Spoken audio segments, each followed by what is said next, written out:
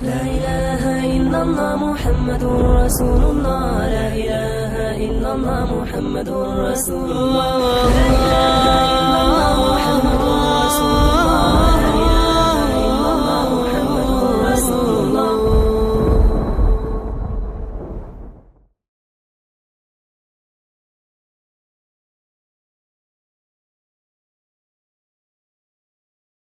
السلام علیکم ورحمۃ اللہ وبرکاتہ.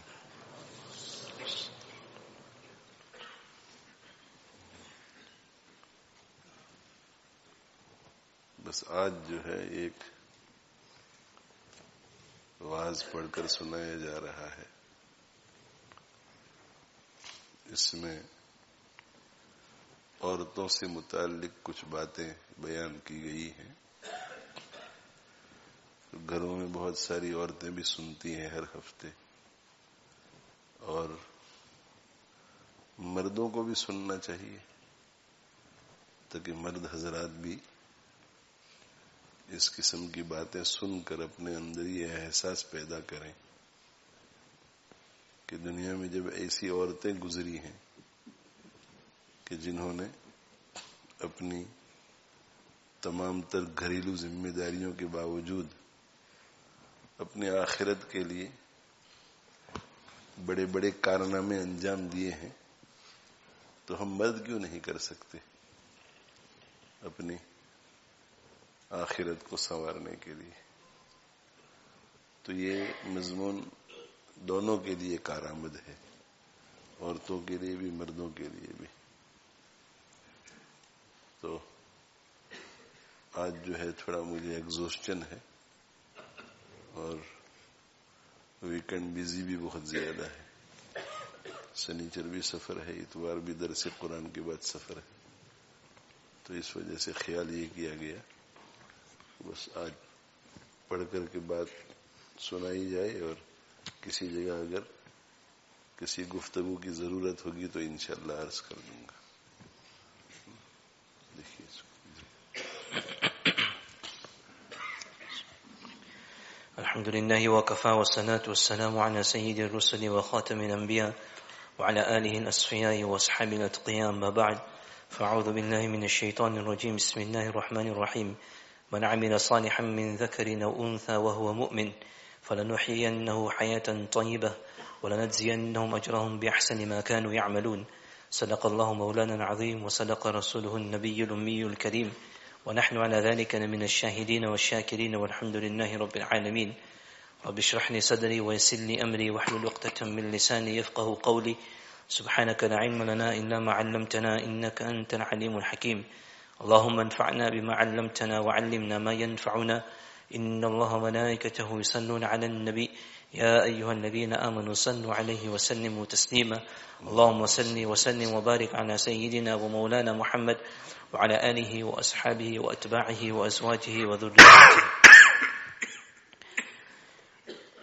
اللہ تعالی شانہ نے انسانوں کو پیدا کیا اور انہیں مرد اور عورت میں تقسیم کیا. پھر ان دونوں میں دنیاوی اعتبار سے کچھ فرق رکھا. عورتیں عموماً جسمانی اعتبار سے مردوں کی بنسبت کمزور ہوتی ہیں اور مرد عموماً ان سے زیادہ طاقتور ہوتے ہیں. عورتیں بچے جنتی ہیں، مرد نہیں جنتے. مردوں کے چہروں پر داڑیاں ہوتی ہیں اور عورتوں کے چہروں پر نہیں ہوتی، وغیرہ وغیرہ. جسم کی ساخت بھی دونوں کی الگ الگ بنائی.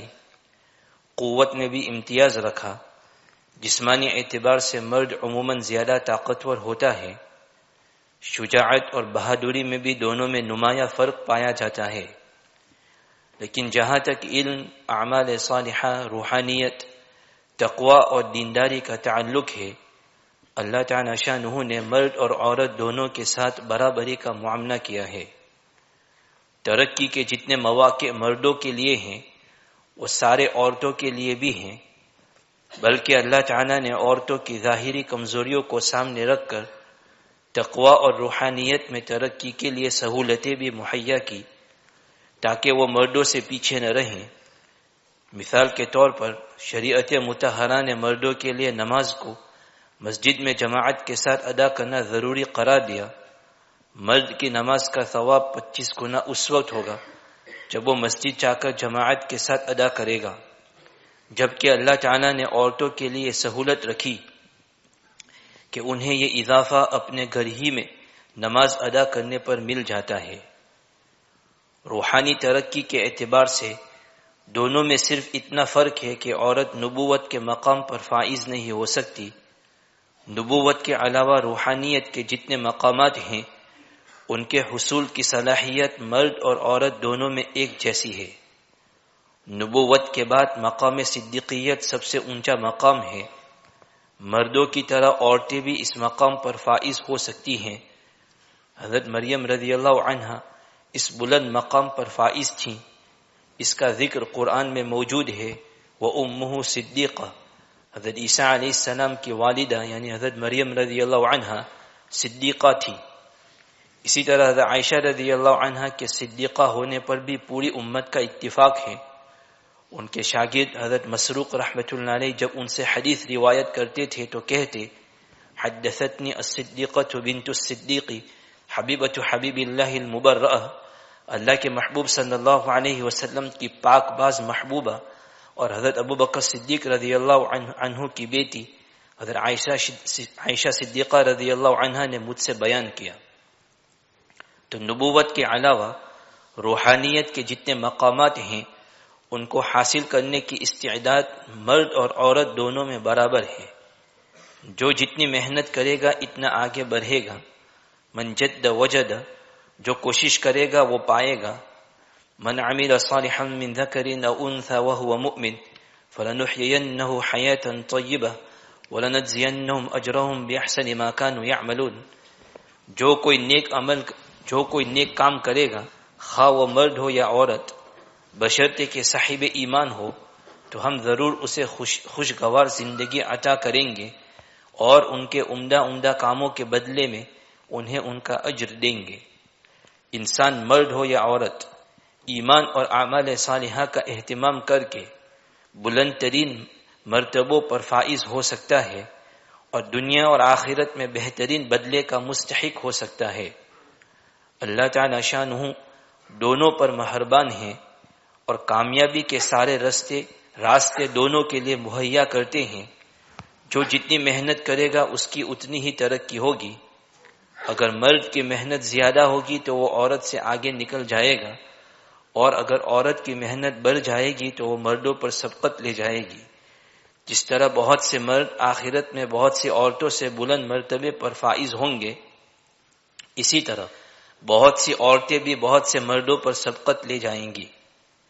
دنیا میں ایسی بہت سی عورتیں گزری ہیں جنہوں نے اپنے عمل سے دکھلایا کہ ہم دینداری، تقوی، علم، پرہیزگاری، روحانیت، زہد اور عبادت میں مردوں کے شانہ بشانہ چل سکتی ہیں اور ان کا مقابلہ کر سکتی ہیں۔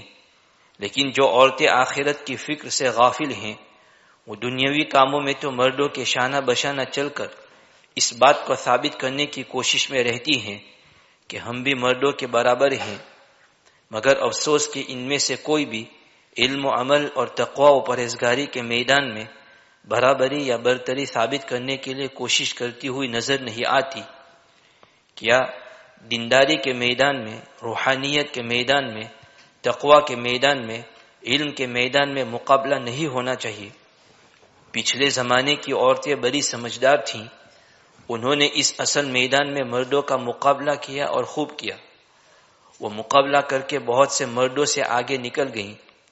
اس سلسلے میں ازواج مطہرات اور صحابیات کے واقعات تو ہیں ہی، مگر بعد کے زمانے کی عورتوں کے بھی ایسے احوال بکثرت ملتے ہیں کہ عقل حیران ہو جاتی ہے۔ علامہ سیوطی رحمۃ اللہ علیہ بہت بڑے عالم تھے، مفسر بھی تھے، محدث بھی اور فقیہ بھی۔ اللہ تعالیٰ نے ان سے دین کا بہت بڑا کام لیا۔ ان کے اہم اساتذہ کی فہرست میں مرد اساتذہ کے ساتھ عورتوں کے بھی نام ہیں۔ یہ عورتیں بہت ہوشیار اور عقل مند تھیں۔ انہوں نے یہ کوشش نہیں کی کہ دنیاوی امور میں مردوں کا مقابلہ کریں، اس لیے کہ اگر عورتیں ان امور میں مقابلہ کر کے یہ ثابت کر بھی دے کہ ہم میں اور مردوں میں کوئی فرق نہیں تو کیا حاصل ہوگا؟ دنیاوی زندگی چند روز کی ہے، اصل کمال تو یہ ہے کہ عورت کوشش اور محنت کر کے یہ ثابت کرے کہ روحانیت اور آخرت کی کامیابی میں ہم مردوں سے کچھ پیچھے نہیں ہیں۔ امام شافعی رحمۃ اللہ علیہ کی والدہ بہت نیک اور پارسا تھیں۔ ان کا بہت بڑا کارنامہ ہے، انہوں نے تنے تنہا اپنے یتیم بیٹے کی ایسی تربیت کی کہ وہ وقت کا امام بنا اور اس نے پوری دنیا کو اپنے علم سے سیراب کیا۔ پوری دنیا آج ان کے احسان مند ہے۔ دیکھو، انہوں نے امام شافعی رحمۃ اللہ علیہ کے پیچھے محنت کر کے یہ ثابت کیا کہ ایک عورت وہ کام انجام دے سکتی ہے جو بہت سے مرد بھی نہیں کر سکتے۔ ایک اور مثال امام بخاری رحمۃ اللہ علیہ کی والدہ ہے۔ امام بخاری رحمۃ اللہ علیہ بھی امام شافعی رحمۃ اللہ علیہ کی طرح یتیم تھے۔ آپ کی والدہ نے آپ کی ایسی تربیت کی کہ آپ امیر المؤمنین فی الحدیث کہلائے۔ آپ علم و عمل دونوں میدان کے شہ سوار بنے۔ قیامت کے دن آپ کی والدہ کا سر کتنا اونچا ہوگا۔ اللہ تعالیٰ سے تعلق اتنا تھا کہ بچپن میں جب امام بخاری رحمۃ اللہ علیہ کی بینائی چلی گئی تو وہ مایوس نہیں ہوئی، بلکہ پورے اعتماد و توکل کے ساتھ اللہ تعالیٰ سے رو رو کر دعا کرتی رہی۔ ایک دن خواب میں دیکھا کہ حضرت ابراہیم علیہ السلام کہہ رہے ہیں کہ اے اللہ کی بندی، تیری کثرت آہوزاری کی برکت سے اللہ تعالیٰ نے تیرے بیٹے محمد کی بینائی واپس کر دی ہے۔ صبح اٹھ کر دیکھا تو امام بخاری رحمۃ اللہ علیہ کی بینائی لوٹ چکی تھی۔ دعا کا یہ اثر تھا کہ امام بخاری رحمۃ اللہ علیہ کی بینائی پہلے سے زیادہ تیز ہو گئی۔ اسی وجہ سے آپ چاندنی راتوں میں کتابوں کی تصحیح کر لیا کرتے تھے۔ اس نیک عورت کا اللہ تعالیٰ پر کتنا اعتماد ہوگا کہ ایسے مشکل ترین مرحلے میں بھی مایوس نہیں ہوئی، بلکہ اللہ تعالیٰ سے برابر دعا کرتی رہی۔ ان کا مقام اللہ تعالیٰ کی بارگاہ میں کتنا اونچا ہوگا کہ اللہ تعالیٰ نے ان کی مراد پوری فرمائی۔ آج اگر کسی بچے کی بینائی چلی جائے یا کوئی اور حادثہ پیش آ جائے تو کیا عورتوں یا مردوں کو اللہ تعالیٰ شانہ کی ذات پر اتنا یقین اور بھروسہ ہے؟ کیا وہ مایوسی کے شکار ہوئے بغیر اللہ تعالیٰ کی طرف رجوع کر کے اطمینان حاصل کر سکتے ہیں؟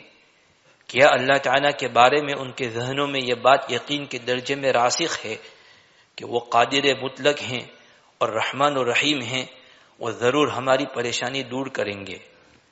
پچھلے زمانے میں ایسی عورتیں تھیں جو مردوں کا دینداری میں مقابلہ کرتی تھیں، تقوی میں مقابلہ کرتی تھی۔ آج کل جو حالات ہیں دنیا کے وہ یہ ہیں کہ دین سے دور ہوتے چلے جا رہے ہیں۔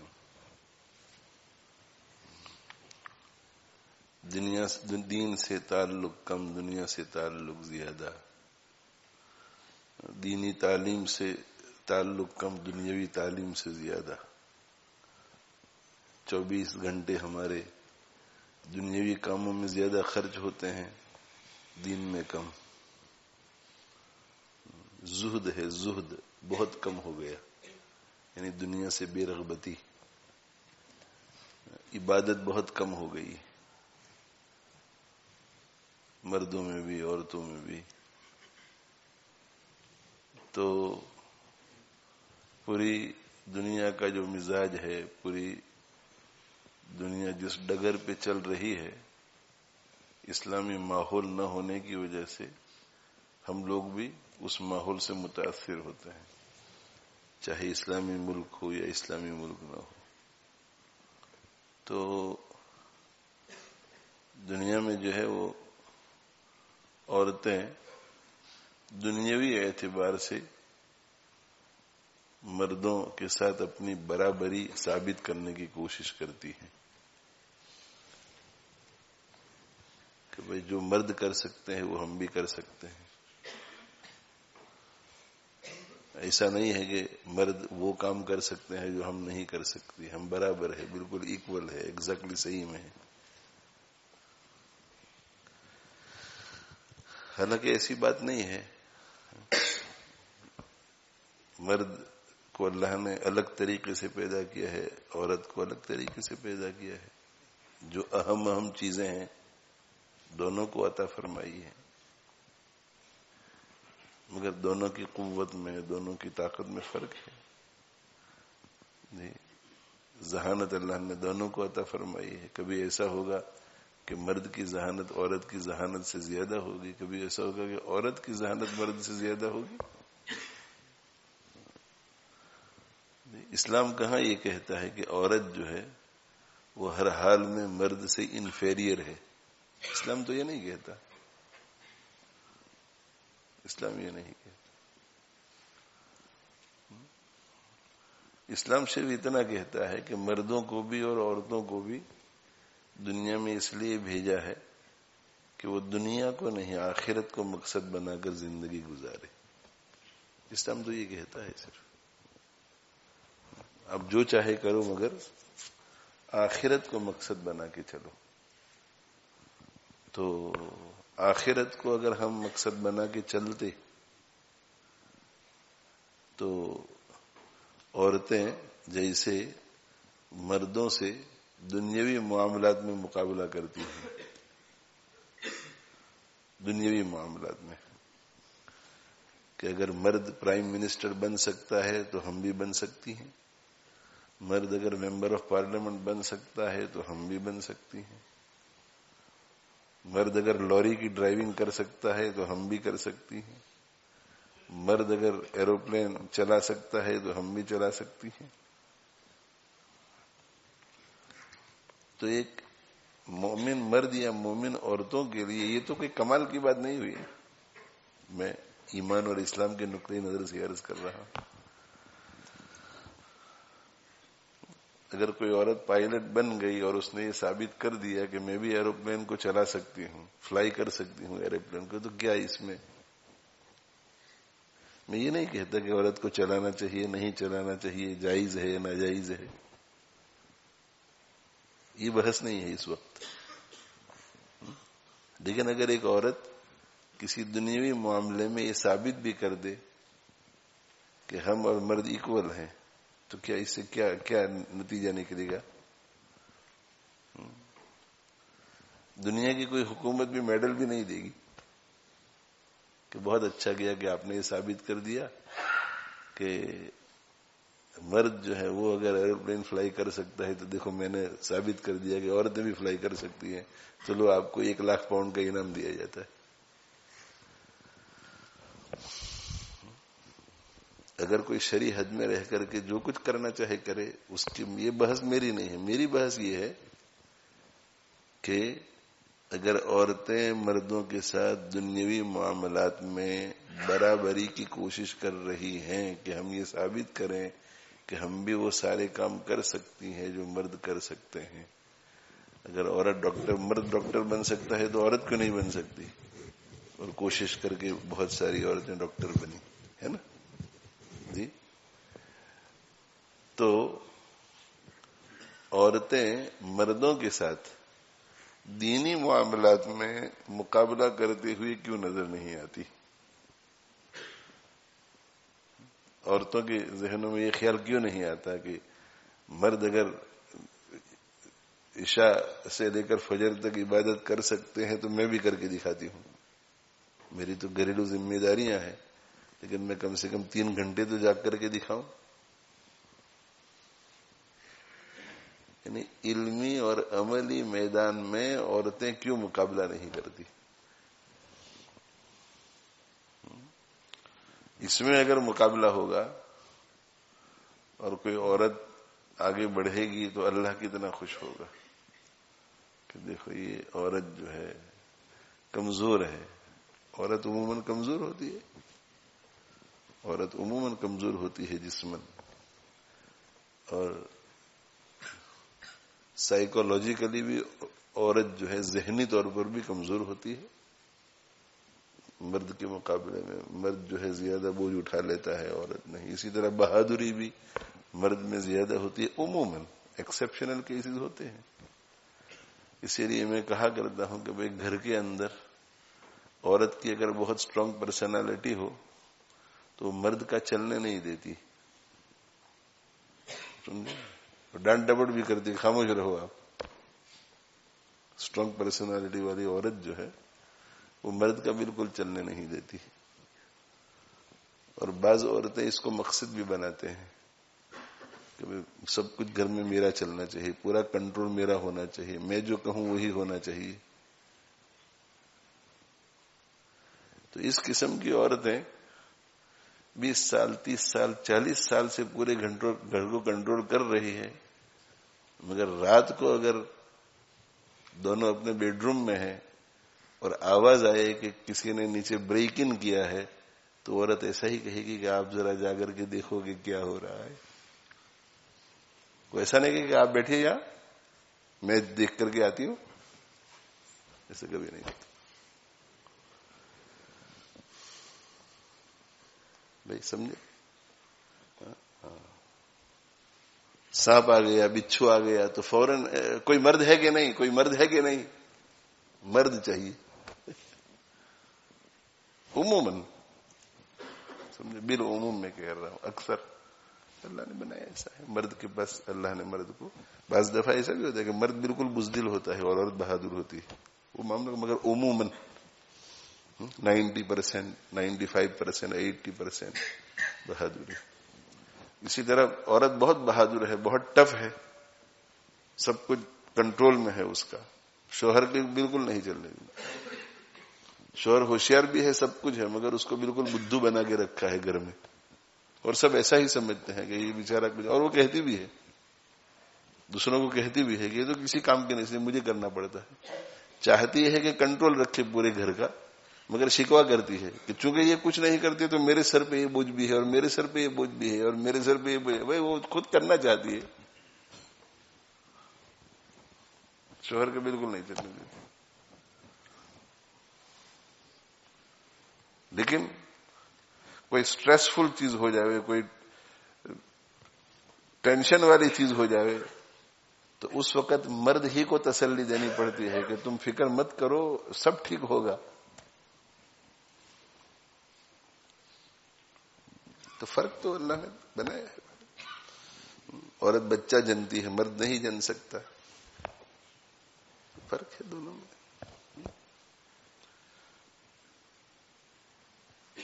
اسی لیے بہت ساری ڈیوٹیز بھی ایسی ہوتی ہیں کہ جس میں نوکری پر رکھنے والے لوگ عورتوں کو زیادہ پسند کرتے ہیں، مردوں کو نہیں، اور بعض کام ایسے ہوتے ہیں کہ مردوں کو زیادہ پسند کرتے ہیں، عورتوں کو نہیں. اسی لیے بہت سے سیکٹرز ایسے ہیں کہ اس میں ایکوالٹی ہونے کے باوجود بھی عورتیں نہیں گھس پاتی، ان کی تعداد کم ہی ہوتی ہے. بھائی نہیں سمجھے؟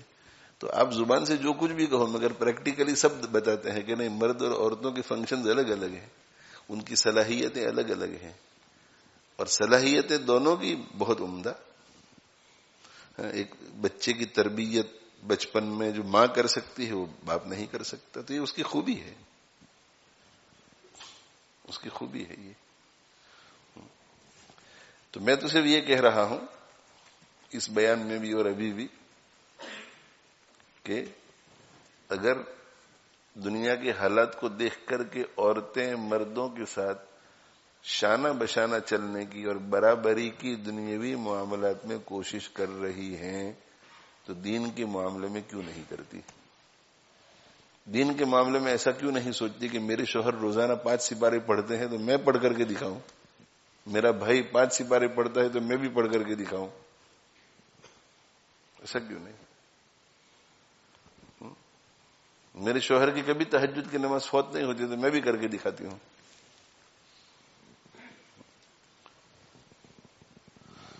تو جن عورتوں نے آخرت کو مقصد بنائے انہوں نے بہت کچھ کیا. امام بخاری رحمت اللہ علیہ کے والد بچپن میں انتقال کر گئے تو بچہ ضائع ہو جاتا، بچہ ضائع ہو جاتا. لیکن ماں نے کر کے دکھایا کہ نہیں، کہ اس چھوٹے بچے کو جنہیں امام بخاری کے والد بچپن میں یتیم چھوڑ کر کے چلے گئے تھے، ماں نے اسے امیر المومنین فی الحدیث بنایا.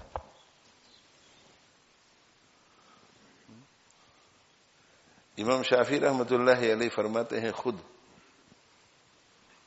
کہ میں بچپن میں جب مکتب میں جاتا تھا تو استاد محترم میری طرف توجہ نہیں کرتے تھے،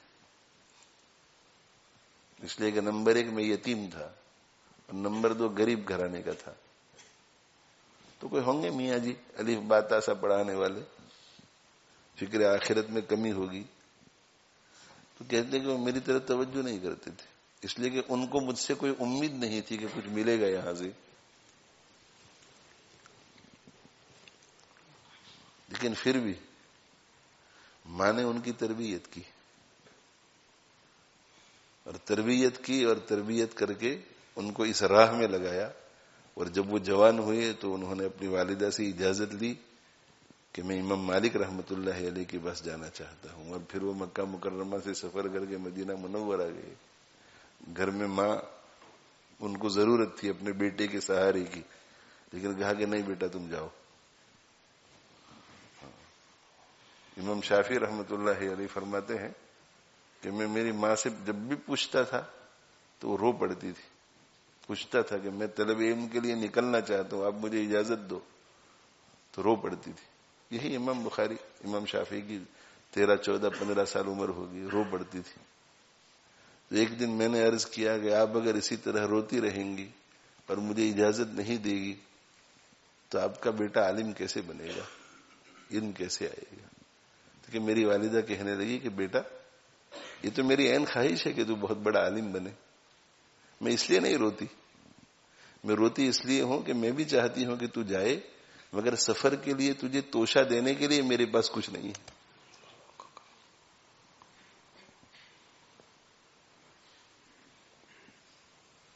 ایسی عورتیں گزری ہیں.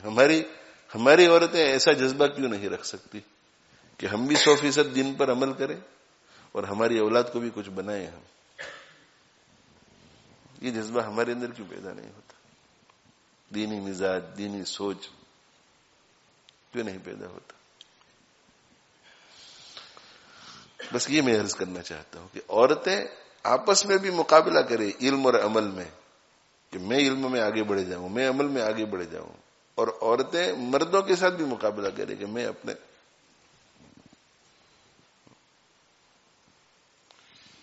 حضرت ابو ہریرہ رضی اللہ تعالی عنہ, ان کے گھر میں ایک خادم تھا جو نوکری کام کاج کرتا تھا, اور ماں تھی, اور ابو ہریرہ رضی اللہ عنہ. تو پوری رات جو ہے وہ چاہتے تھے کہ گھر آباد رہے, تو رات کو 3 حصوں میں تقسیم کر دیا تھا. ایک حصے میں خادم عبادت کرتا تھا, ایک حصے میں ابو ہریرہ عبادت کرتے تھے, اور ایک حصے میں ماں عبادت کرتی تھی. دیکھو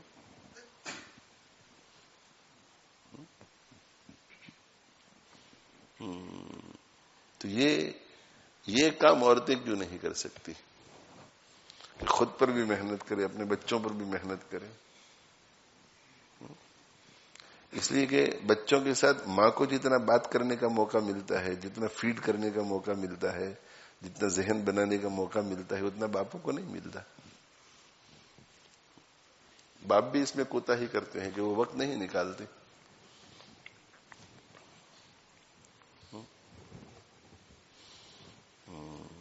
ایک اور 2 اور بزرگ ہیں, نام اس وقت ظہول ہو رہا ہے, تو وہ 2 اور ان کی والدہ, تو وہ جو ہے پوری رات میں 10 سپارے پڑھ لیتے تھے تینوں. ماں 10 سپارے پڑھے, ایک بیٹا 10 سپارے پڑھے, دوسرا بیٹا 10 سپارے پڑھے تہجد کی نماز میں. عشاء کے بعد سے سلسلہ شروع ہو جاتا تھا, اور روزانہ بلا ناغہ. ماں کا انتقال ہو گیا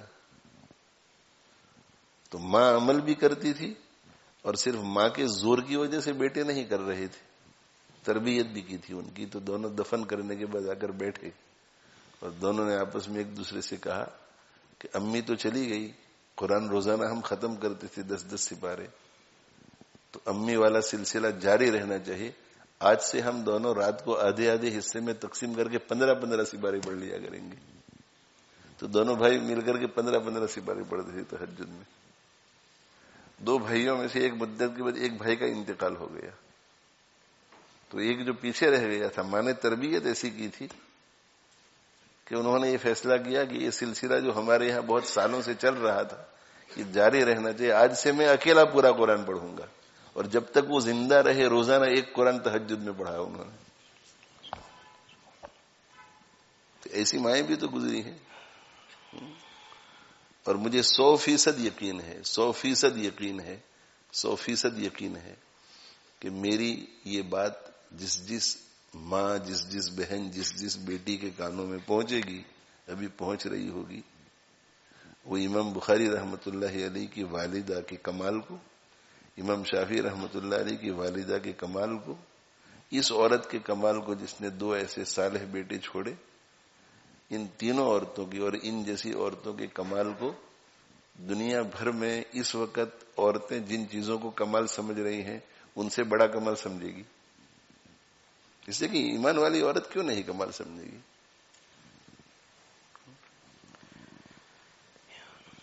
سولہ سال کی عمر میں امام بخاری رحمت اللہ علیہ اپنی والدہ کے ساتھ حج کے لیے گئے. تو 16 سال کی عمر تک میں بخارا اور بخارا کے ارد گرد جتنے محدث تھے ان سب محدث کی خدمت میں حاضری دے کر ان کے پاس حدیثوں کا جتنا ذخیرہ تھا وہ سب امام بخاری حاصل کر چکے تھے 16 سال کی عمر میں. تو اب وہاں سے کچھ لینا باقی نہیں رہا تھا, کچھ باقی نہیں رہا تھا. حج کے لیے گئی اپنے بھائی, بڑے بھائی احمد, ان سے بڑے تھے احمد, اور امام بخاری رحمت اللہ علیہ کی والدہ حج کے لیے گئی. 16 سال کی عمر میں حج کیا. حج کرنے کے بعد اپنی والدہ سے انہوں نے عرض کیا کہ آپ تو بھائی کے ساتھ اب گھر واپس چلی جائیں اور مجھے اجازت دے دیں کہ میں یہاں ٹھہر جاؤں, تاکہ مکہ مکرمہ مدینہ منورہ کے جو محدثین ہیں اب میں ان سے اجازت دیں, ان سے میں حدیث حاصل کروں. وہ ٹھہر گئے اور پھر جو ہے جہاں جہاں انہیں پتا چلتا تھا کہ فلاں جگہ کوئی محدث ہے وہاں گئے, فلاں جگہ محدث ہے وہاں گئے, فلاں جگہ محدث ہے وہاں گئے, فلاں جگہ محدث ہے وہاں گئے. 1080 محدث کے پاس گئے. اور اس وقت اسلامی مملکت کی سرحدیں بہت وسیع تھی, تو ممالک اسلامیہ اسلامی مملکت کے کسی اہم شہر یا چھوٹے شہر میں ایسا کوئی مشہور محدث نہیں تھا جس کے بارے میں دنیا جانتی ہو کہ اس کے پاس حدیث ہے اور وہاں امام بخاری نہ پہنچے ہو. اس زمانے میں ماں کا کلیجہ کتنا مضبوط ہوگا کہ 16 سال کی عمر میں بیٹا یہ کہے کہ بس کوئی فرینڈ سرکل کچھ نہیں, میں اکیلا ہوں, اب آپ مجھے چھوڑ دیجیے جاؤ.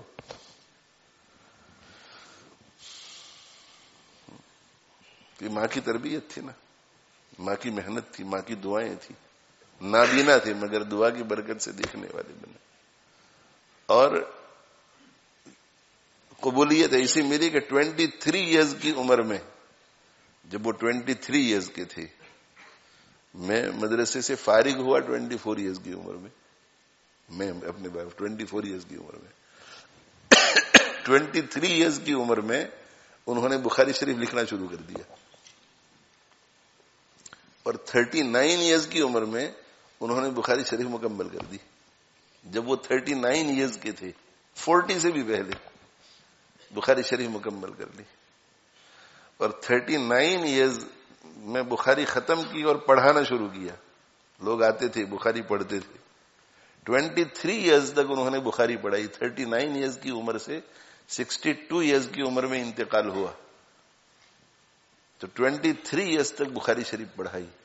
کیا برکت دی اللہ نے, ہے خود کی محنتیں, خود کا اخلاص, تعلق مع اللہ اور ماں کی ساری دعائیں, ماں کی تربیتیں, ایسی قبولیت عامہ عطا فرمائی کہ 23 ایئرز میں امام بخاری سے بخاری شریف پڑھنے والے شاگردوں کی تعداد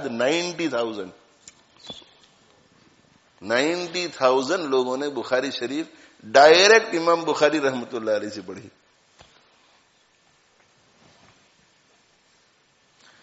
اور پھر امام بخاری رحمت اللہ علیہ دنیا سے چلے گئے, مگر اس کے بعد ہزاروں ہر سال بخاری شریف پڑھتے ہیں, ہزاروں ہر سال بخاری شریف پڑھتے ہیں, ہر سال بخاری شریف پڑھتے ہیں, ہر سال بخاری, بلکہ لاکھوں ہوں گے. اور تھے اجمی، عربی نہیں تھے، اجمی. تو عربی میں قبولیت حاصل کرنا اتنا آسان نہیں، لیکن عربی ہو یا اجمی، امام بخاری کو اپنا سردار مانتا ہے.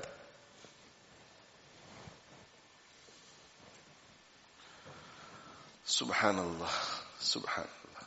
تو میں یہ عرض کر رہا ہوں کہ عورتیں اس کو بھی تو محنت کا میدان بنائیں کہ میں خود تزکیہ اپنے دل کا تزکیہ کروں، میں اپنے دل میں سے رذائل کو پاک، دل کو رذائل سے پاک کروں، خسائل سے آراستہ کروں، میں ولیہ بنوں، میرے اندر صبر آئے، میرے اندر شکر آئے، میرے اندر قناعت آئے، میرے اندر زہد آئے، میرے اندر حیا آئے، میرے اندر اخلاق آئے، میرے اندر آداب آئے، میری زبان پر کنٹرول ہو. ہے نا، یہ سب عمدہ عمدہ چیزیں جس کے لیے، اور رذائل میری زندگی میں نہ رہے. میں ماں باپ کے لیے، شوہر کے لیے، بھائیوں بہنوں کے لیے شرم کا باعث نہ بنوں.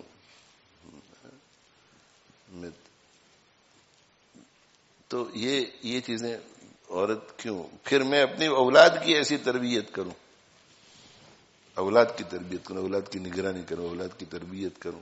میرے شوہر تو ہمیں کپڑے پہنانے کے لیے، ہمیں کھلانے پلانے کے لیے، ہمیں چھت دینے کے لیے کتنی محنت کرتے ہیں ہمارے شوہر، اور محبت کے ساتھ سب کرتے ہیں.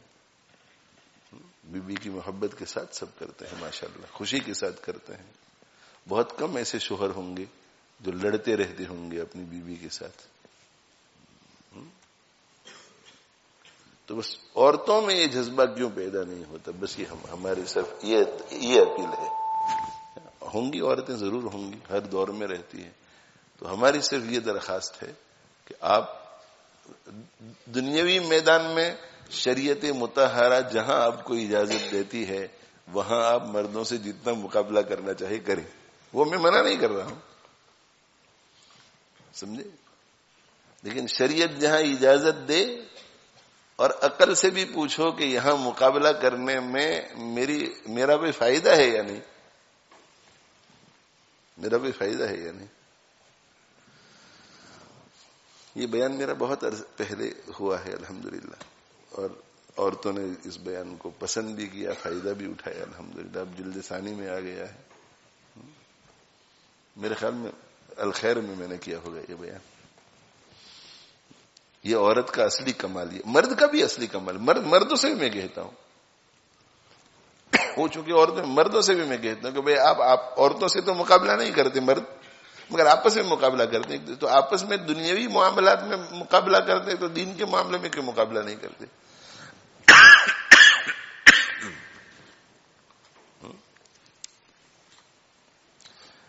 اللہ کے نبی صلی اللہ علیہ وسلم کے پاس انصار آتے تھے، یا مہاجرین آتے تھے، یا اوس والے آتے تھے، یا خزرج والے آتے تھے، اور وہ کوئی کارنامہ انجام دیتے تھے تو فوراً وہ دوسرا دینی کارنامہ، تو فوراً وہ دوسرا مقابلے میں آ جاتا تھا، دوسرا فوراً مقابلے میں آ جاتا تھا. اور مقابلے میں آ کر کے وہ ڈھونڈتے تھے کہ انہوں نے تو یہ کر کے اللہ کے نبی کو خوش کیا صلی اللہ علیہ وسلم، ہم بھی کچھ ڈھونڈیں کہ ہم کیا کریں. تو پھر وہ آ کر کہتے تھے کہ ہمیں اجازت ہے یہ کام کرنے کی، اگر آپ فرما دیں تو کر لیں. تو حضرت صلی اللہ علیہ وسلم فرماتے تھے کہ ہاں کر لو. تو پھر وہ کر کے بہت خوش ہوتے تھے کہ اب ہم برابر سرابر ہو گئے. دین کے معاملے میں مقابلہ کیوں نہیں؟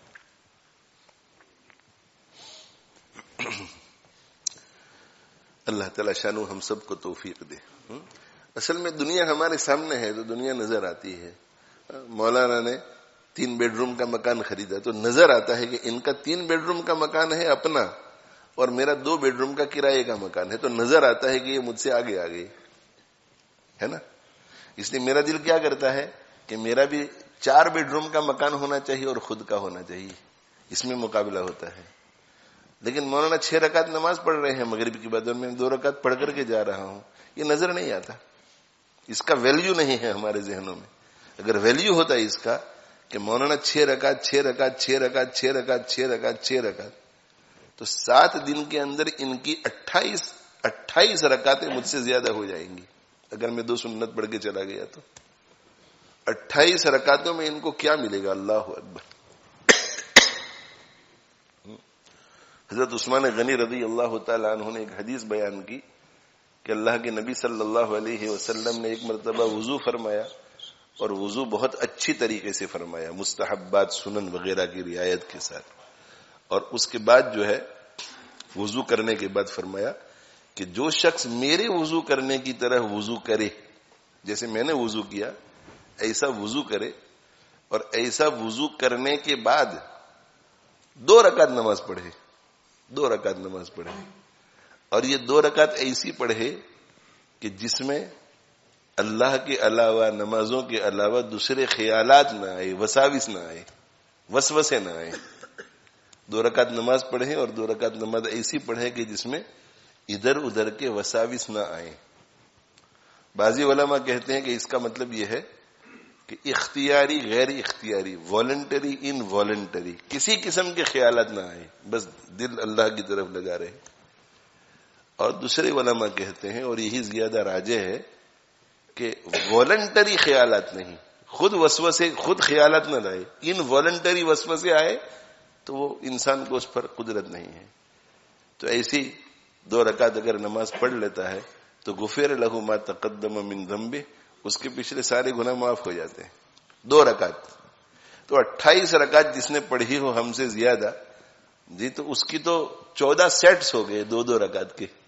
تو اگر وہ اچھی طرح وضو کر کے اس نے یہ نمازیں پڑھی ہو تو اس کا مقام کتنا آگے بڑھ جائے گا۔ یہ ہمارے ذہن میں کیوں نہیں آتا؟ یہ خیال ہمیں کیوں نہیں آتے؟ ہم آپس میں ایک دوسرے سے کیوں نہیں پوچھتے؟ حضرت معاذ بن جبل رضی اللہ عنہ حضرت ابو موسیٰ الاشعری رضی اللہ عنہ سے ملے تو فوراً پوچھا، حضرت معاذ بن جبل رضی اللہ عنہ نے کہا آپ کا قرآن پڑھنے کا طریقہ کیا ہے، کیا معمول ہے آپ کا قرآن کی تلاوت کا؟ تو انہوں نے بتلایا۔ پھر انہوں نے پوچھا کہ آپ کا کیا معمول ہے؟ دیکھو ان کی یہ گفتگو ہوتی تھی، اور ہماری گفتگو یہ ہوتی کہ آج آپ کے یہاں گھر میں کیا کھانا پکا تھا۔ ہماری گفتگو یہ ہوتی ہے کہ بھائی آم جو ہے سیزن ہو گیا ہے، کہاں سے خریدتے ہیں آپ، آم کس دکان میں اچھے ملتے ہیں، ہماری یہ گفتگو ہوتی ہے، ہماری یہ بات چیت ہوتی ہے۔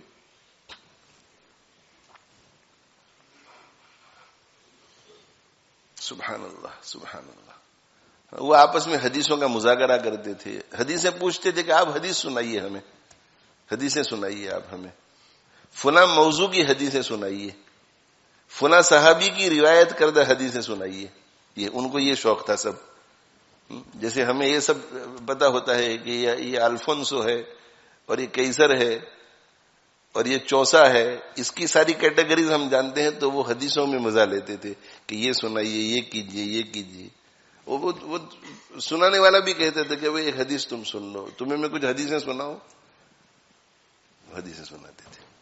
یہ ان کا مشغلہ تھا، محبوب مشغلہ ان کا۔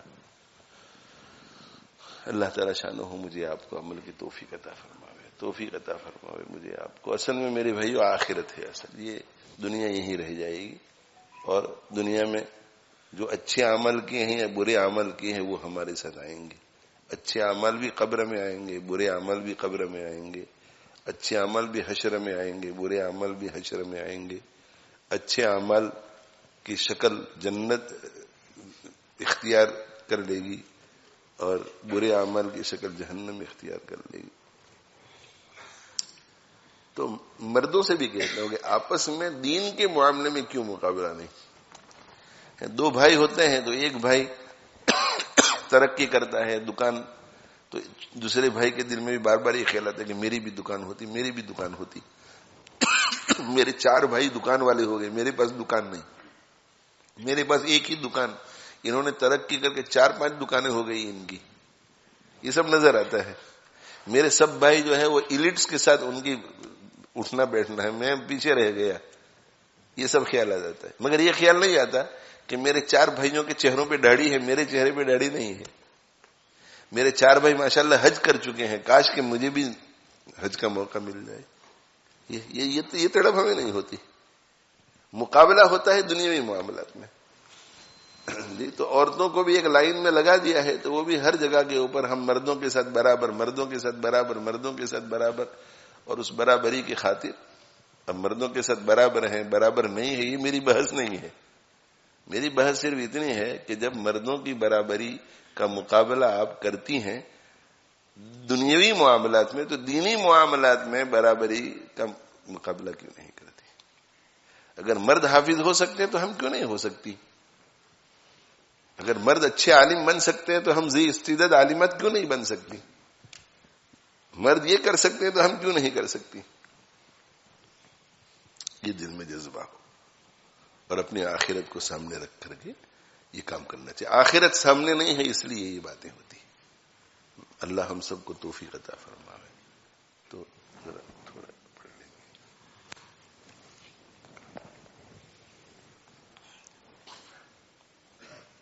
جی تھوڑا 5-7 منٹ ذرا سن لیجیے پھر نماز. پچھلے زمانے میں ایسی عورتیں تھیں جو مردوں کا دینداری میں مقابلہ کرتی تھیں. جو پچھلے زمانے میں عورتیں ایسی تھیں جو مردوں کا مقابلہ کرتی تھی دینداری میں، تقوی میں مقابلہ کرتی تھیں، حصول علم میں عورتیں آئی اللہ کے نبی صلی اللہ علیہ وسلم کے پاس اور کہا کہ غلبنا علیک الرجال، مرد آپ کے معاملے میں ہم پر غالب آ گئی. یعنی مرد آگے بڑھ گئے آپ کے معاملے میں، آپ کے معاملے میں مرد آگے بڑھ گئے. کیا مطلب اس کا؟ اس کا مطلب یہ ہے کہ مرد مسجد میں آتے ہیں، آپ کی صحبت میں بیٹھتے ہیں اور خوب علم حاصل کرتے ہیں، واعظ و نصیحت سنتے ہیں، روحانی استفادہ ہوتا ہے. ہم پیچھے رہ گئے اس لیے کہ ہم اتنا نہیں مسجد میں آتی جتنا وہ آتے ہیں.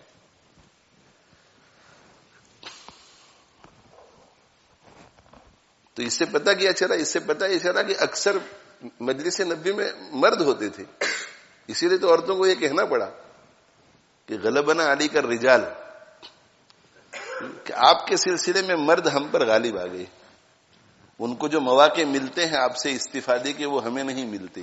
فجعل لنا یوما من نفسک، لہذا آپ ہمارے لیے بھی ایک دن مقرر کریے اپنی طرف سے کہ جس دن آپ ہمیں واعظ و نصیحت کریں، ہمیں علمی باتیں سکھائیں. تو اللہ کے نبی صلی اللہ علیہ وسلم نے ان کے لیے ایک دن مقرر کر دیا. اگر عورتیں اس طرح فریلی آتی ہوتی مردوں کی طرح تو ان کو سوال ہی پیدا نہ ہوتا. اور اگر وہ اشکال کرتی تو حضور کیا جواب میں فرما دیتے کہ تمہیں کس نے منع کیا ہے، تم بھی آ جایا کرو، تم نہیں آتی تو میں کیا کروں. لیکن حضرت صلی اللہ علیہ وسلم نے ان کے لیے الگ دن مقرر کیا، اس لیے کہ مردوں اور عورتوں کا اختلاط یہ پسندیدہ نہیں ہے شریعت میں.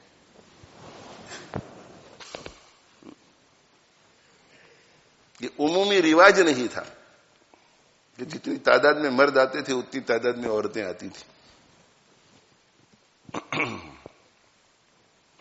اور مسجد نبوی کے علاوہ دوسری جو مسجدیں تھیں اس میں تو اس کا رواج بہت ہی کم تھا.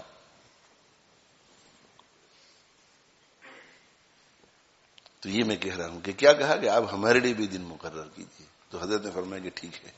تو ان کے لیے ایک دن مقرر کیا. آپ صلی اللہ علیہ وسلم وہاں تشریف لے گئے. حضرت بلال رضی اللہ تعالیٰ عنہ بھی ساتھ تھے اور ان کو خطبہ دیا اور ان کو نصیحتیں کی. جی دیکھو تو یہ جذبہ ہوا اپنے اندر کہ ہمارے لیے بھی کچھ، ہمیں بھی کچھ کرو، ہمارے لیے کچھ ایسا کرو جس سے اللہ راضی ہو جائے. ہمارے لیے کچھ ایسا کرو جیسے آج کل ڈیمانڈ ہوتا ہے، یوتھ کی طرف سے ڈیمانڈ ہے، ویمن کی طرف سے ڈیمانڈ ہے کہ ہمارے لیے بھی کچھ ایسا کرو جس سے ہمارا نفس خوش ہو جائے. یہ نہیں، ہمارے لیے کچھ ایسا کرو جس سے اللہ خوش ہو جائے.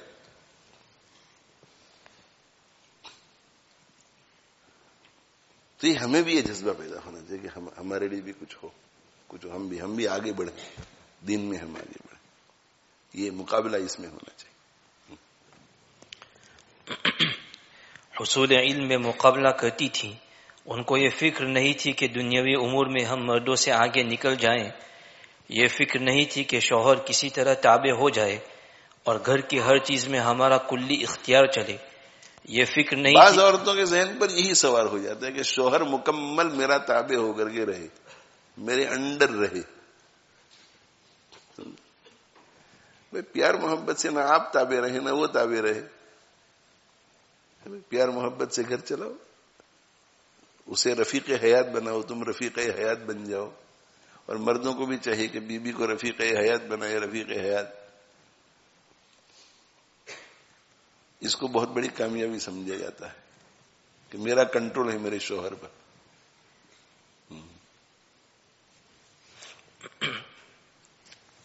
یہ فکر نہیں تھی کہ دنیا کا عیش حاصل ہو، نہیں، ان کو فکر تھی تو آخرت کی، علم کی اور عمل کی. اس کے حضرت برعکس عائشہ رضی اللہ عنہا کے پاس کوئی سوال ہی آیا تو حضرت عائشہ رضی اللہ عنہ نے خادمہ کو کہا کہ جو کچھ ہے اس کو دے دو، دے دو اس کو. دے دیا. اور دینے کے بعد تھوڑی دیر کے بعد کہا کہ آپ روزے سے ہیں اور آپ نے مجھے کہا کہ سب کچھ دے دو، تو آپ نے اپنے افطار کا بھی خیال نہیں کیا. تو عائشہ رضی اللہ عنہ فرمانے لگی کہ اس وقت یاد دلاتی تو تھوڑا بہت میں اپنے لیے بھی رکھ لیتی. اب دے دیا دے دیا. یہ مزاج تھا ان کا. ایسا آخر اس کے برعکس آج کی عورتوں کی پوری توجہ اس بات کی طرف ہے کہ زیب و زینت اعلیٰ قسم کی ہو، فرنیچر بہتر سے بہتر ہو، عمدہ قالین اور پردے ہوں. کیا اس میں کیا رکھا ہے؟ کیا رکھا ہے؟ ہر 4 سال 5 سال کے بعد شوہر کے ساتھ جھگڑے شروع کر دیتی ہیں کہ کرٹن بدلنا ہے اور فرنیچر بدلنا ہے. اب مردوں کا بھی ایسا ہی ذہن بن گیا. عورت نہ کہے تو بھی وہ مرد کہتا ہے کہ نہیں نہیں یہ سب بہت پرانا ہو گیا، بہت پرانا ہو گیا. عجیب حال ہے ہم لوگوں کا. آخرت کی فکر. اللہ اکبر کبیرہ. جی. شوہر ہمارے اشارے پر چلتا ہو اور ہمیں ہر قسم کی آزادی حاصل ہو، گھریلو ذمہ داری سے بھی اور شریعت کی پابندی سے بھی. یہ کیسی سوچ ہے؟ کیا اس کا نام کامیابی ہے؟ اگر یہ ساری چیزیں حاصل ہو جائیں، پوری دنیا مل جائے، شوہر کیا پوری دنیا غلام بن جائے، لیکن اللہ تعالیٰ کی رضا حاصل نہ ہو تو کیا حاصل ہوا؟ تم نہیں حاصل تو کچھ حاصل نہیں، تم ہوئے حاصل تو سب حاصل ہوئے. الحمدللہ ہر دور میں ایسی نیک اور سمجھدار عورتیں ضرور ہوتی ہیں جن کا مقصود صرف آخرت ہوتا ہے. وہ ہر چیز کو آخرت کے نقطۂ نظر سے دیکھتی ہے. ان کے پاس نہ بڑا گھر ہے، نہ عمدہ فرنیچر، نہ بہترین گاڑی، نہ نوکر چاکر، مگر وہ خوش رہتی ہیں اس لیے کہ گھر میں دینداری ہے. اور جب دینی مستقبل روشن ہے اور آخرت بن رہی ہے. اب تو عورتیں تقاضا کرتی ہے اپنے شوہر سے کہ بھائی مجھے فلاں چیز چاہیے. وہ شوہر یہ کہتا ہے کہ اس وقت میں قرض میں ہوں، میرا انکم اتنا نہیں ہے، انشاءاللہ میں کچھ کروں گا، آپ تھوڑا صبر کریں. تو کہ that's your problem, that's your problem, I want it. Holiday کے لیے جانا ہے، اس وقت ہمارے حالت اجازت، دیٹس یور پرابلم. ہم جب انڈیا سے آئے ہوئے تھے تو فیملی میں 10 افراد تھے ہم، اور بھائی بہن سب چھوٹے تھے.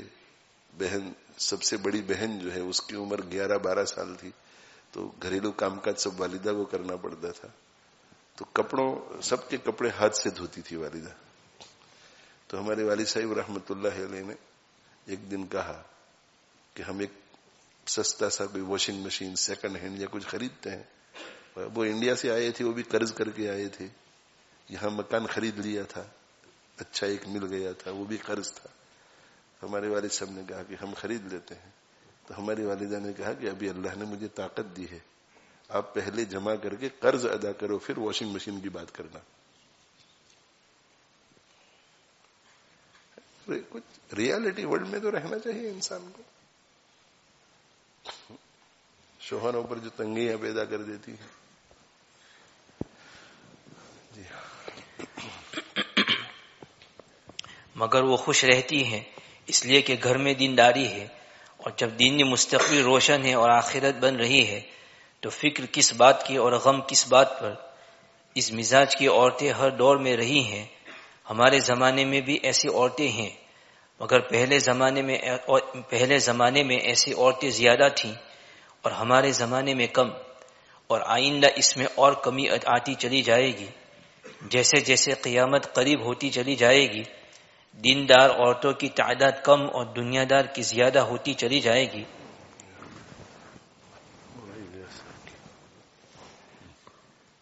ہمارے قریب کے زمانے کی ایک نیک خاتون حضرت مولانا محمد یحییٰ صاحب رحمۃ اللہ علیہ اور حضرت مولانا محمد الیاس صاحب رحمۃ اللہ علیہ کی نانی ہیں. ان کا نام امت الرحمن تھا، مگر وہ امی بی کے نام سے مشہور تھیں۔ حضرت مولانا اشرف علی تھانوی رحمۃ اللہ علیہ اور حضرت مولانا خلیل احمد سہارنپوری رحمۃ اللہ علیہ جیسے اکابر مشائخ ان کی خدمت میں حاضری دیا کرتے تھے پردے کے ساتھ، مگر نیک اتنی تھی کہ حضرت تھانوی رحمۃ اللہ علیہ اور حضرت مولانا خلیل احمد سہارنپوری رحمۃ اللہ علیہ یہ دونوں بھی ان کے پاس جاتے تھے ان کی صحبت سے فائدہ اٹھانے کے لیے۔ جی، وہ حضرت مولانا مظفر حسین صاحب کاندھلوی رحمۃ اللہ علیہ کی بیٹی تھیں۔ مولانا مظفر حسین صاحب رحمۃ اللہ علیہ شاہ محمد اسحاق صاحب محدث دہلوی رحمۃ اللہ علیہ کے شاگرد تھے۔ ان کے تقوی کا یہ عالم تھا کہ ان کی طالب علمی کے زمانے میں ان کا ایک مسئلے میں احتیاط دیکھ کر استاد محترم شاہ محمد اسحاق صاحب رحمۃ اللہ علیہ حیرت زدہ رہ گئے اور فرمانے لگے کہ میرا تو ذہن بھی وہاں تک نہیں پہنچا۔ یعنی شاگرد کے احتیاط کو دیکھ کر شاہ محمد اسحاق جیسا استاد رحمہ اللہ تعالی، ولی اللہ خاندان کا ایک فرد شاہ محمد اسحاق جو ہماری سند میں بھی آتے ہیں، وہ کہنے لگے کہ تمہارا اتنا احتیاط والا عمل ہے، ماشاءاللہ تقوی والا عمل، میرا تو وہاں ذہن بھی نہیں گیا تھا۔ امی بھی کہتی ہیں کہ جب میری عمر 7 سال کی تھی اس وقت میرے ابا مولانا مظفر حسین صاحب رحمۃ اللہ علیہ نے مجھے بیعت فرما کر میرے لیے کچھ معمولات تجویز کیے۔ 7 سال کی عمر میں اور رمضان المبارک میں گھر کے ایک گوشے میں اعتکاف کے لیے بٹھایا۔ بیعت کے وقت جو معمولات تجویز ہوئے تھے ان کا زندگی بھر پابندی کے ساتھ اہتمام رہا۔ عمر میں اضافے کے ساتھ امی بی کے تقوی اور عبادت میں شغف بڑھتا گیا اور آخری عمر میں تو پورا دن نماز ہی میں گزر جاتا تھا۔ فجر کے بعد سے اشراق تک اوراد و وظائف میں مشغول رہتی تھی۔ اشراق کی نماز اتنی طویل ہوتی کہ اس سے فراغت چاش کے وقت ہوتی تھی، اور چاش کی نماز دوپہر کے کھانے تک چلتی تھی۔ کھانے کے بعد قیلولہ کرتی اور اس کے بعد ظہر ادا کرتی۔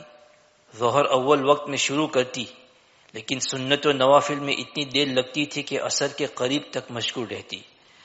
عصر کے بعد مغرب تک اوراد و وظائف میں مشغول ہو جاتی، اور مغرب کے بعد اوابین کا سلسلہ عشاء تک رہتا۔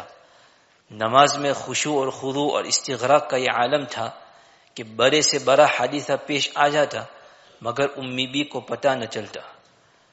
حضرت مولانا رشید احمد گنگوہی رحمۃ اللہ علیہ بڑے اونچے درجے کے آدمی تھے، اب بڑے صاحب علم، متبع سنت اور عبادت گزار تھے۔ آپ کی نماز آپ کے طبقے میں ممتاز تھی۔ حضرت مولانا الیاس صاحب رحمۃ اللہ علیہ نے اپنی نانی سے گنگوہی رحمۃ اللہ علیہ اور ہمارے یہ جو اکابر ہیں حضرت گنگوہی رحمۃ اللہ علیہ اور حاجی صاحب کا حلقہ، ان میں مشہور یہ تھا کہ سب کی نمازیں بہت بڑھیا ہے، مگر حضرت گنگوہی رحمۃ اللہ علیہ جیسی نماز کسی کی نہیں ہے، بہت خشوع خضوع والی۔ تو مولانا الیاس صاحب رحمۃ اللہ علیہ نے حضرت گنگوہی کی نماز بھی دیکھی تھی اور اپنی نانی کی نماز بھی دیکھی تھی، دونوں کی نمازیں دیکھی تھی، اور خود صاحب نسبت بزرگ تھے، اس لیے سمجھ سکتے تھے کہ نماز میں خشوع خضوع کسے کہتے ہیں اور نماز کیسی ہونی چاہیے۔ تو وہ اپنی نانی کی نماز کے بارے میں جو تبصرہ کرتے ہیں تو کیا؟ حضرت مولانا الیاس صاحب رحمۃ اللہ علیہ نے اپنی نانی صاحبہ کو بھی دیکھا اور اپنی نانی صاحبہ کی نماز کو بھی دیکھا، اور جب اپنے بڑے بھائی حضرت مولانا محمد یحییٰ صاحب رحمۃ اللہ علیہ کے پاس پڑھنے کی غرض سے گنگوہ میں قیام رہا تو تقریباً 10 سال تک حضرت گنگوہی رحمۃ اللہ علیہ کو بھی دیکھا اور حضرت گنگوہی رحمۃ اللہ علیہ کی نماز کو بھی دیکھا۔ حضرت مولانا الیاس صاحب رحمۃ اللہ علیہ آگے جا کر خود بھی اکابر کی صف میں شامل ہوئے، اس لیے نماز کی کیفیات کو سمجھنے کی اعلیٰ صلاحیت تھی۔ آپ فرماتے تھے کہ ہماری نانی امی بی کی نماز کی جھلک میں نے حضرت گنگوہی رحمۃ اللہ علیہ کی نماز میں دیکھی اور بس۔ یعنی ہماری نانی کی جھلک حضرت گنگوہی کی نماز میں دیکھی، یہ نہیں کہ حضرت گنگوہی کی نماز کی جھلک نانی کی نماز میں دیکھی، نانی کی نماز کی جھلک حضرت گنگوہی کی نماز میں دیکھی اور بس، یعنی ان کے علاوہ اور کسی بزرگ کی نماز میں وہ جھلک نظر نہیں آئی، تو نماز کیسی پڑھتی ہوں گی امی بھی؟ یعنی حضرت گنگوہی رحمۃ اللہ علیہ کے علاوہ کسی اور بزرگ کی نماز میں وہ کیفیت نہیں دیکھی۔ امی بی کی آخری عمر میں یہ حالت ہو گئی تھی کہ کھانے پینے کی طرف بھی رغبت نہیں تھی. اگر گھر والے مشغولی کی وجہ سے کھانا بھول جاتے تو شکایت نہ کرتی اور بھوکی رہتی. جب کوئی کہتا کہ لوگ مشغول ہو جاتے ہیں اور بھول جاتے ہیں، آپ کھانا کیوں نہیں مانگتی، تو جواب میں فرماتے کہ الحمدللہ پیٹ ذکر و تسبیح سے ہی بھر جاتا ہے. امی بھی پر ایک دور ایسا گزرا کہ ان کو اپنے خاندان کے دینی زوال کی فکر ہونے لگی. بس امی بی کے حالات تو اور بھی آگے ہیں. بس امی بی کے جو ذکر تھے روزانہ کے، بس وہ سن لیجیے.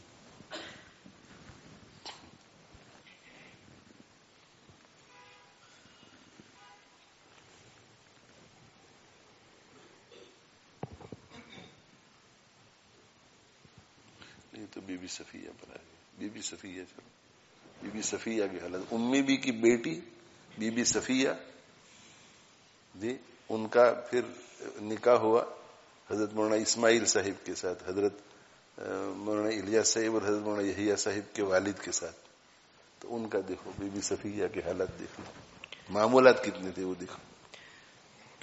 امی بی کے اعلیٰ درجے کی دینی حالت سے اس بات کا اندازہ لگانا مشکل نہیں ہے کہ انہوں نے اپنی بیٹی صفیہ کی تربیت کس طرح کی ہوگی. صفیہ یعنی حضرت شیخ رحمۃ اللہ علیہ کی دادی. مولانا اسماعیل صاحب رحمۃ اللہ علیہ اور بی بی صفیہ کے یہاں سب سے پہلے مولانا محمد یحییٰ صاحب رحمۃ اللہ علیہ پیدا ہوئے. مولانا کو دودھ پلانے کے زمانے میں بی بی صفیہ کے دل میں قرآن مجید حفظ کرنے کا داعیہ پیدا ہوا. انہوں نے دودھ پلانے کی مدت میں پورا قرآن مجید حفظ کر لیا. ایسا اچھا یاد تھا کہ روزانہ گھر کے کام کاج کے ساتھ ایک منزل اندر دیکھے بغیر پڑھتی تھی. ایک منزل روزانہ اندر دیکھے بغیر کام کرتے کرتے پڑھتی تھی، اتنا یاد تھا. اور یہ ان کی پوری زندگی کا معمول رہا. اس کے علاوہ روزانہ 5000 مرتبہ درود شریف. ایک منزل تو پڑھتی ہی تھی، اس کے علاوہ گھریلو کام کاج کے ساتھ روزانہ 5000 مرتبہ درود شریف.